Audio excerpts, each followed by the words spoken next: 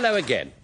Once again, the thinking man's Ludo, and bullying off, we have Arthur Marshall. Good evening. Very happy to find myself here once again with, on my left, Sue Cook. And on my right, Michael Jayston. And Old Lofty, Frank Muir. Thank you, good evening.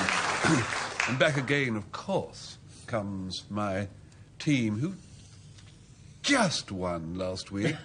On my right, writer Victoria Glendenning. And on my left, actor Timothy West.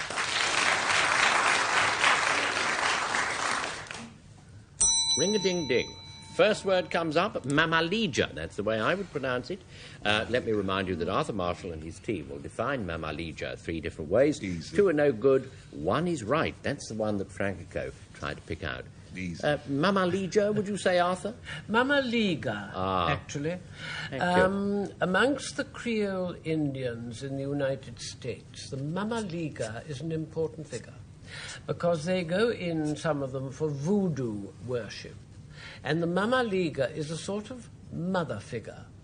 She is a priestess, a high priestess, who officiates at ceremonies, and her consort is, I need hardly say, a father figure, and he is called the Papa Liga. There's Auntie Liga. Shut up, Frank. This is something rather beautiful. Don't spoil it. Nunk Liga. Yes. Let's hear now from Michael Jayston. It's not quite as beautiful as that. Mamaliga is a contagious skin disease. That's better. Which was once caused by people who rolled cigars by hand. It's quite common in Cuba. Mamaliga causes a scaly coarsening of the skin between the fingers. And it's now known that the disease was caused by the spores in tobacco dust. Right. Now it's Sue Cook. Well, you might not know what Mamaliga is, but every single Romanian peasant certainly does, because it's their staple diet. It's a kind of porridge for them, made out of boiled maize. And for any Romanians who, rather like me, are left cold by porridge on its own, they can either add a little bit of milk or even some salted fish on best occasions.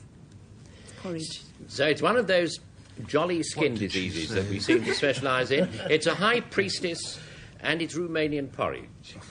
Frank, take your choice, sooner you than me. Really obvious, isn't it? How do you spell porridge? Is it O-R-A-G-E? Or... I think it's 2 W's in your case, isn't it? There's a D. Oh, yes. How right you are. Mama... No, Mama Liga. Oh, no, Arthur. No. Sorry, old lad. Sorry, Chuck. It's not that. The skin disease is very interesting, as is the Romanian porridge, which it can't be. So therefore, I propose, and I'm sure we all agree, that we choose Sue Cook's Romanian porridge. The Romanian porridge of Sue Cook. She said it was that. True or bluff, Sue? Well done, sir. Yes, you check. Yes, as you say. I mean, who had doubted it for a second that Mamaliga or Liga was Romanian porridge? Swarry, I don't know. Frank?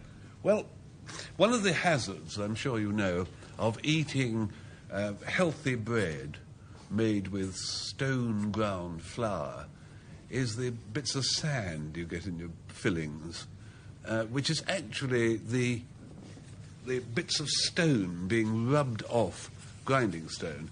And swarry is to grinding stones roughly what sawdust is to timber. It's stuff which is rubbed off in the course of working. If you grind a tool on a grindstone, it leaves little bits of sandy bits which are called swarry. That's all. Next. Jolly interesting, though. I mean, damn nearly scientific. Timothy, your go. In old Cumbrian wrestling circles, Swarry is the name given to the area of ground, circular area of ground, exactly 22 feet in diameter. within which the combatants wrestle, and the object is to get the opponent's, any part of the opponent, over the edge of the soiree to touch the ground, and if you do that, you've won that particular round. Mm-hmm. Victoria. No, well, soiree is a regrettable anglicisation of the French word soirée, which, of course, as you know, means an evening party with conversation and refreshments, you know, a nice little soirée. And it first was used in this English way, soirée, in Charles Dickens's time. And readers, lovers indeed of Charles Dickens, Arthur, may remember that Mr. Pickwick enjoyed, and I quote, he attended a friendly soirée consisting of boiled leg of mutton. So then, they say that it's these stone particles that rub off when you're grinding your flour and that sort of thing. It's the area in which you wrestle in Cumbria, and it is a soirée. Arthur. I think Frank's grinding stone bits mixed up with bread and all the rest of it. Isn't there a word slurry or something? Yes. Yes. With a fringe on top. Shut up. So, well, of course, it could be that. I haven't recently wrestled in Cumbria, so I can't talk about these Cumbrian wrestling circles. This thing about Mr. Pickwick and soiree does ring a tremendous bell, a bell shared by the three of us. So, Victoria, we go for your corruption of soirée. She did say a soirée was a soirée, yes. True or bluff, Victoria? Perfectly true. But I have to tell you, it wasn't Mr. Pickwick, it was Mr. Weller. He was being entertained by the footman in Bath. Another word I knew that adds up to about 5 in a dozen years. 1-1. Dwile is the next word. Michael Jayston. A dwile is a homely and rather unglamorous object to be found in any hygienically run East Anglian household.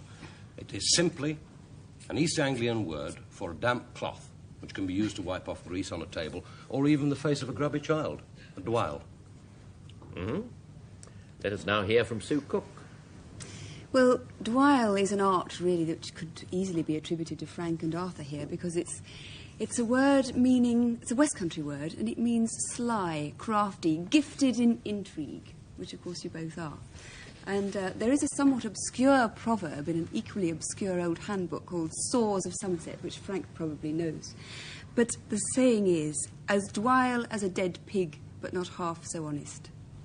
It means... In fact, maybe Wiley came from that. Maybe it was Dwiley once and now it's Wiley, but I don't know. Anyway, it means sly. Mm.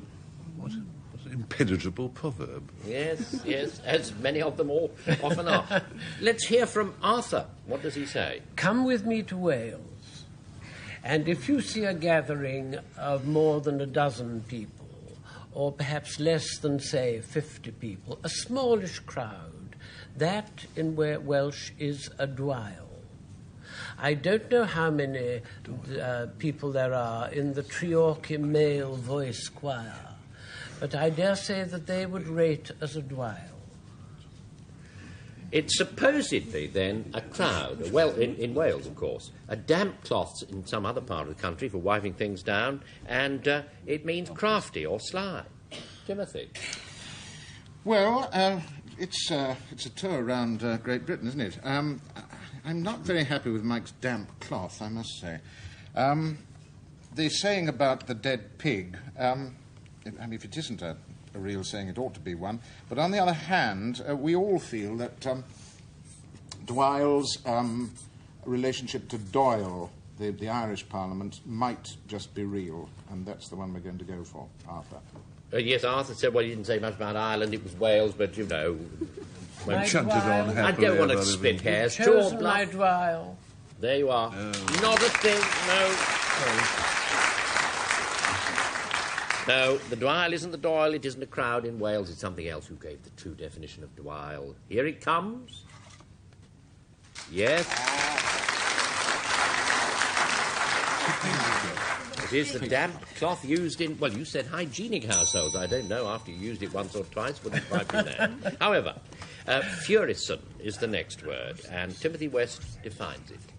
Well, the furison was the 16th century name given to the little hammer which worked on the flint in a tinderbox or in a flintlock pistol and caused the explosion. And there is an old military expression to fire with furison and flame, which is the only example that we can find of its use in everyday speech.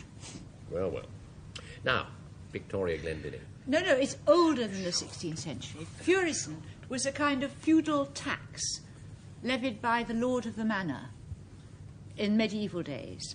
And it was what they had to do, the tenant farmers had to bring food for the lord's horses in the winter, anything like, dry food like oats or hay or, bean pods or anything like that. It was a medieval tax.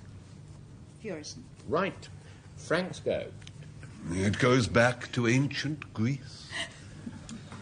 Furison was a chant chanted by the clergy of the Greek Orthodox Church. And it was called the Furison chant because it was the opening of the chant, which said the accent is approximate and the tune is not present at all. That's a mercy. But Sorry. It was obviously a tense surrounded by fans, so embarrassing. The chant goes, Furison aitha gnomin. And I need hardly remind you, Arthur, of your ancient Greek, and that means, hide me from the gospels of the wicked. How you go on? You're being a bit sly about whether you did know any ancient Greek. Oh, well, we mustn't linger on that. I just wondered if you'd rise to Only it. the one on holiday. It's a chant. It's an old Greek chant.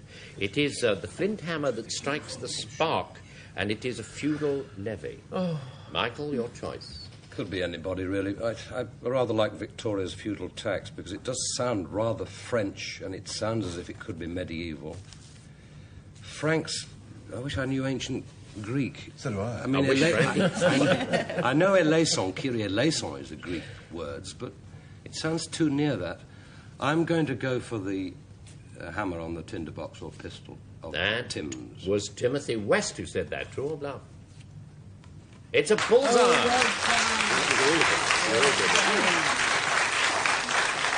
The furison was indeed the hammer, which, clanging down on whatever it clanged, I think the flint, produced a spark, or thereabouts. 3-1.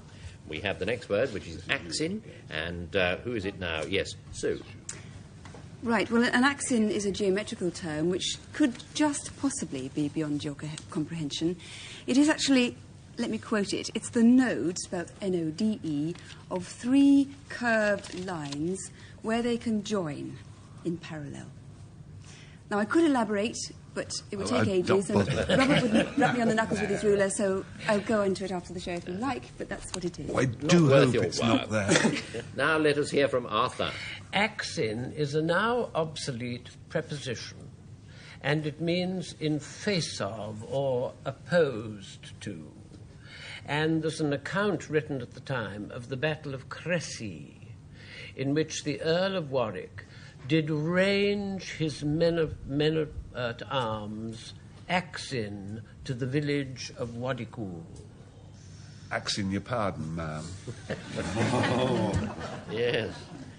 Michael Jayston's turn now. Axin is a rather nasty product, both oleaginous and waxy, obtained by squeezing the corpses of a Mexican insect that crawls on cacti. And this oily, waxy substance resembles an ointment, which is precisely what it's used for by Mexican peasants, as a soothing How do you get it balm. away from the cactus? Oh, yes, when it comes out the cactus, it is done to death. And then the ointment that produced from this is used by Mexican peasants as a healing balm or salve. Oh, well, the injuries they got from the cactus. I was going to say, yes, it's a risky business, is that. Anyway, but that sort of ointment got from the insects on the cactuses. It's a geometrical figure, and it is an obsolete preposition meaning in face of or in opposition to. Victoria. Well, Sue and her geometrical term, her nodes, her 3 curved lines. I don't think it's that. And I just don't think Arthur's accent, preposition. It sounded very nice, but I don't think it's it. I don't like the corpses of Mexican insects one bit either, but it's so horrible that I think it just may be the true one. Yes, I'll go for the ointment made of the corpses of Mexican insects. It was Michael Jayston who said it. He has to own up now. And there you are!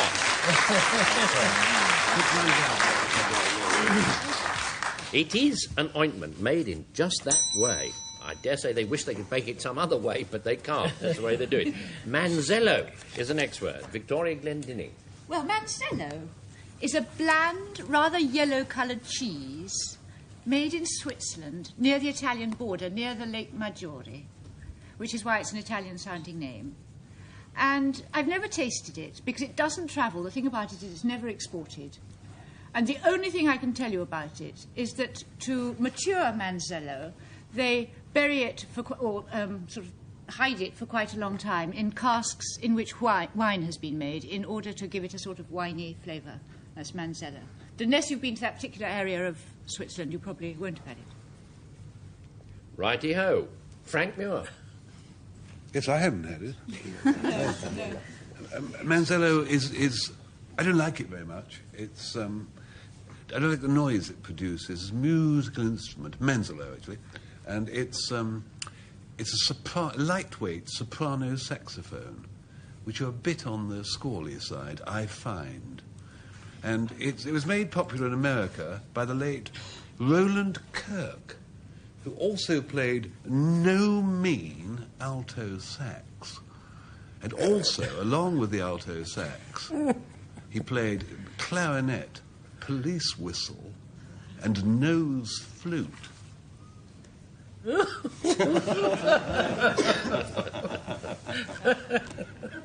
Oh, I see. And all at once.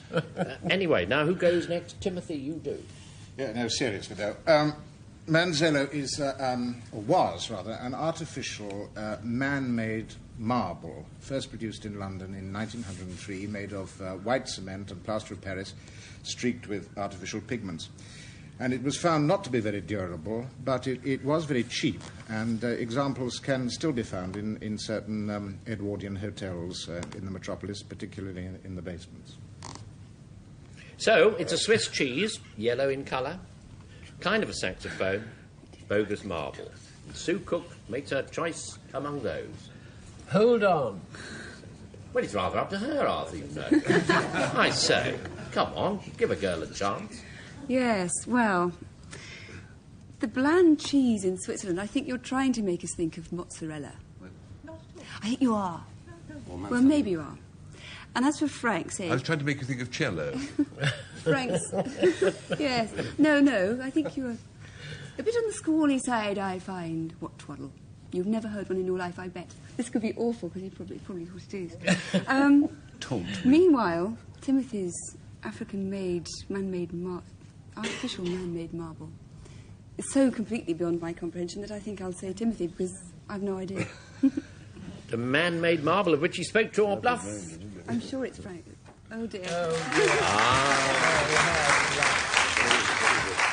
No, so it isn't marble. It It isn't marble made of Swiss cheese or anything like that. Who gave the true definition?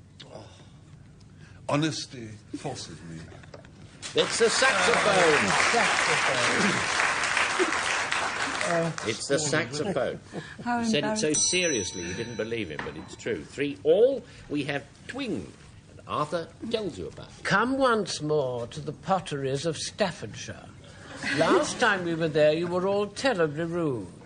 But we're there again, because a twing is a 3-legged stand which is put into kilns when they have a very special vase or whatever it may be to, is the technical word fire? Yes. And the point of having this twing, this stand, is that the air circulates all round the objet. You smile.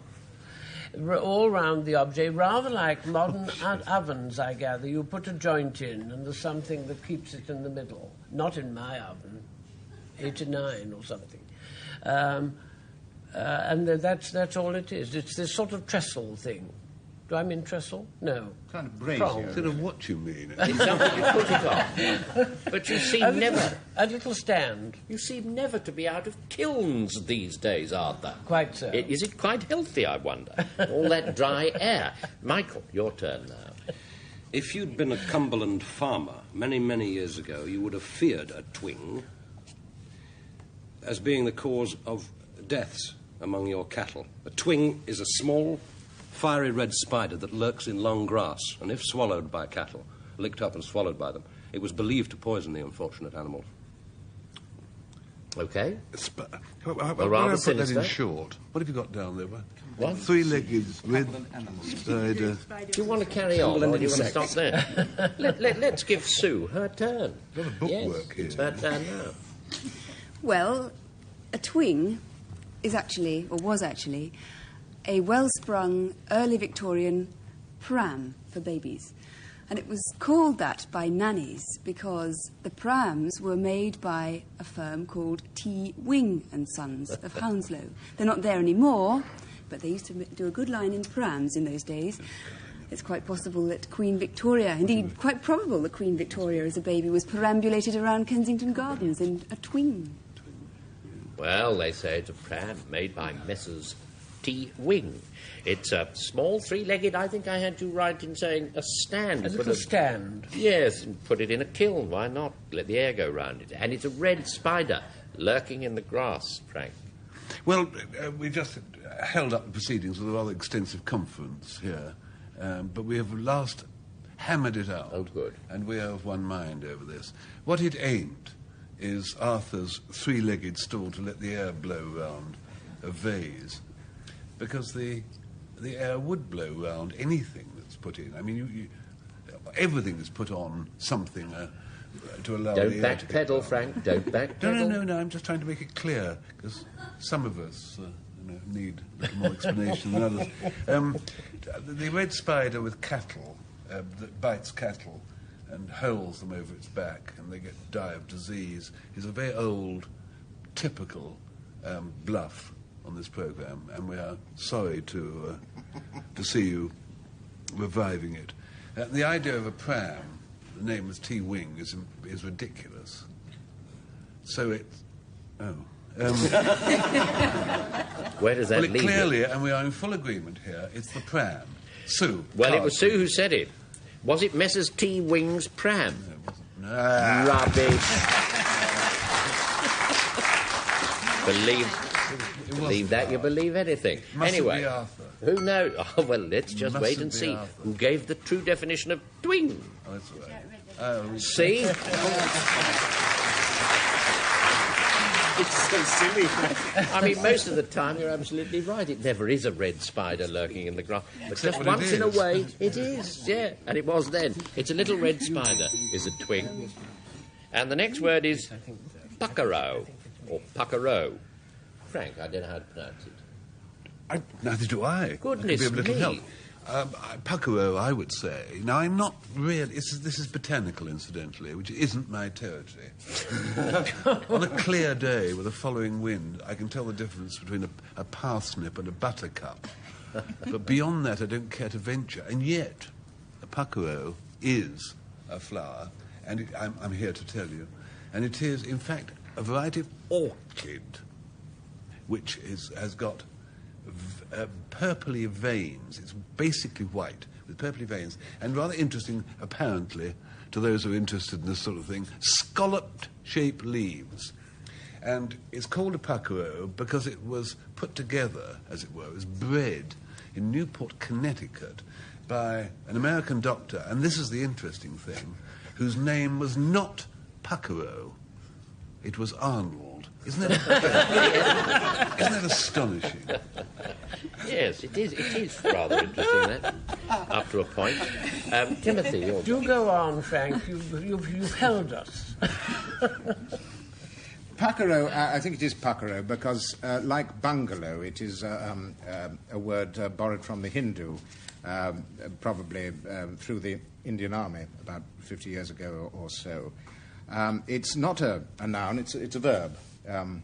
to puckero. I puckero, thou puckerost. He or she puckerost.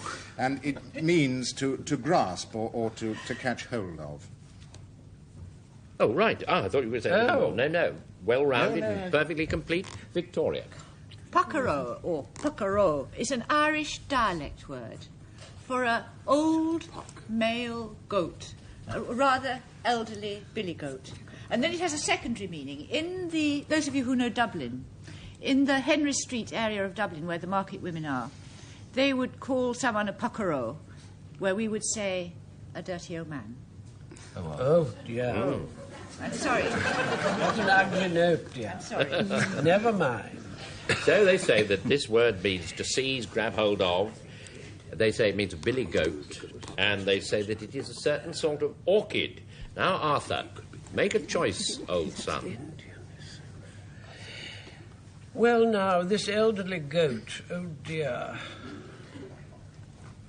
I don't think it's that. Don't feel self-conscious about that. And this Indian word for grasp is so utterly peculiar and extraordinary. And, Frank, you did go on, sir, about your Arnold scalloped orchid. I do, I know, I do, Arthur. I kick myself. I know, I'm so often wrong when I say it's poor old Frank. But I think I go for your scalloped orchid. So, once again, Arthur chooses poor old Frank. Did he choose well? Poor old Arthur. Now, very quickly, let's see who gave the true definition, and we'll squeeze the clincher in. There. It's the word to seize. Now, just time, as I say, to fit this one in, sabling. Michael, rather quickly. A sabling is a greenish-purplish pebble. That'll do. I'll stop you there, my dear fellow. Sue. A sable is a small... sabling is a small sable, which is a birthmark on an animal. Right. And Arthur? Sabling is the American word for a char, not Mrs. Mop, but a fish. Right. It's a pebble. It's a fish. It's a sort of birthmark. Now, Timothy. Whose turn is it, sir? It's Timothy. Timothy, he must choose. He must home in rather quickly. It's very difficult. I would go for the fish, Arthur. You have gone for the fish. Have you gone well, Arthur? True or bluff? Yes!